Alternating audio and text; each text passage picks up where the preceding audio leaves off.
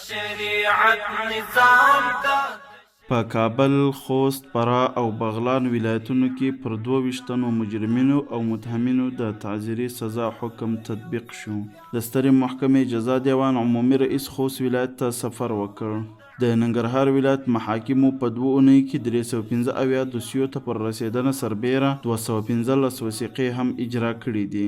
د کابل ولایت محاکمو په یوه میاشت کې 3210 دوسیو ته پر رسېدنه سربیره 2740 وثیقې هم اجرا کړي دي.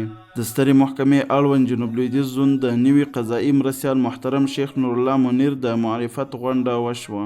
د کندهار ولایت مرافعه محکمې نوي رئیس محترم شیخ محمد محمدي د معرفت غونډه وشوه. د کونړ ولایت مرافعه محکمې نوي رئیس محترم مولوي عبدالکریم شعیب د معرفت غونډه وشوه. د کندوز ولایت محاکمو په 2 اونیو کې 314 دوسیو ته پر رسېدنه سربیره 148 وثیقې هم اجرا کړي دي.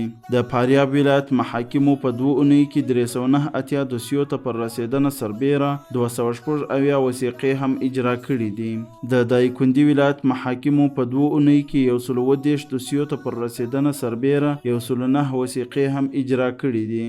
د سمنګان ولایت محاکمو په 2 اونیو کې 170 دوسیو ته پر رسېدنه سربیره 114 وثیقې هم اجرا کړي دي.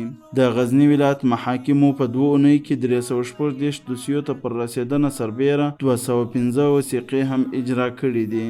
د هلمند ولایت مرافعه محکمې د نوي رئیس محترم شیخ غلام حضرت ابوالمنظر د معرفت غونډه وشوه. د جوزجان ولایت محاکمو په 2 اونیو کې 252 دوسیو ته پر رسېدنه سربیره 259 وثیقې هم اجرا کړي دي. د عظمت نظام